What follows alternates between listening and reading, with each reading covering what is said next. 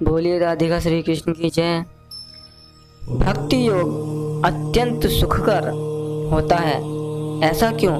क्योंकि भक्ति में श्रवण कीर्तन होता रहता है, जिससे मनुष्य भगवान की महिमा के कीर्तन को सुन सकता है या प्रामाणिक आचार्यों द्वारा दिए गए दिव्य ज्ञान के दार्शनिक भाषण सुन सकता है। मनुष्य केवल बैठे रहकर सीख सकता है। ईश्वर को अर्पित अच्छे स्वादिष्ट भोजन का प्रसाद ग्रहण कर सकता है। प्रत्येक दशा में भक्ति सुखमय है। मनुष्य गरीबी की हालत में भी भक्ति कर सकता है। भगवान कहते हैं, पत्रम पुष्पम फलम तोयम। वे भक्त से हर प्रकार की भेंट लेने को तैयार रहते हैं, चाहे पत्र हो, पुष्प हो, फल हो या थोड़ा सा जल। जो कुछ भी संसार के किसी भी कोने में उपलब्ध हो या किसी व्यक्ति द्वारा उसकी सामाजिक स्थिति पर विचार किए बिना अर्पित किए जाने पर भगवान को वह स्वीकार है, यदि उसे प्रेम पूर्वक चढ़ाया जाए। इतिहास में ऐसे अनेक उदाहरण प्राप्त हैं।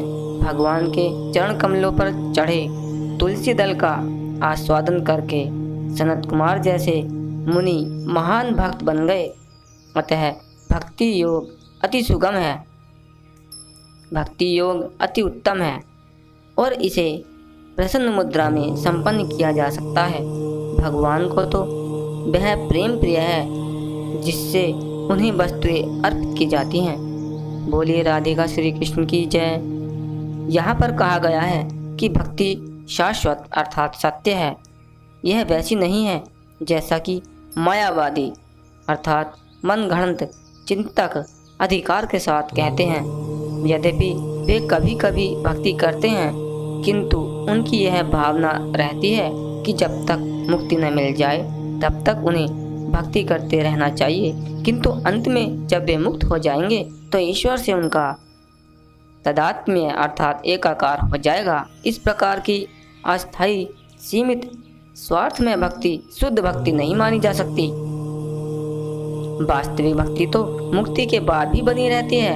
जब भक्त भगवत धाम को जाता है तो वहाँ भी वह भगवान की सेवा में रत हो जाता है। वह भगवान से एकाकार नहीं होना चाहता, जैसा कि भगवत गीता में देखा जाएगा। वास्तविक भक्ति मुक्ति के बाद प्रारंभ होती है। मुक्त होने पर जब मनुष्य ब्रह्म पद पर स्थित होता है तो उसकी भक्ति प्रारंभ होती है। कोई भी मनुष्य कर्म योग, ज्ञान योग, अष्टांग योग या अन्य योग के करने से भगवान को नहीं समझ सकता। इन योग विधियों से भक्ति योग की दिशा में थोड़ी प्रगति हो सकती है, किंतु भक्ति अवस्था को प्राप्त हुए बिना कोई भगवान को समझ नहीं पाता। श्रीमद् भागवत में इसकी भी पुष्टि हुई है कि जब मनुष्य भक्ति योग संपन्न करके विशेष रूप से किसी महात्मा से श्रीमद् भागवत या भगवत गीता सुनकर शुद्ध हो जाता है तो वह कृष्ण विद्या या तत्व ज्ञान को समझ सकता है। जब मनुष्य का हृदय समस्त व्यर्थ की बातों से रहित हो जाता है तो वह समझ सकता है कि ईश्वर क्या है। इस प्रकार भक्ति योग या कृष्ण भावना अमृत समस्त विद्याओं का राजा और समस्त गुप्त ज्ञान का राजा है। यह धर्म का शुद्धतम रूप है और इसे बिना कठिनाई के सुखपूर्वक संपन्न किया जा सकता है।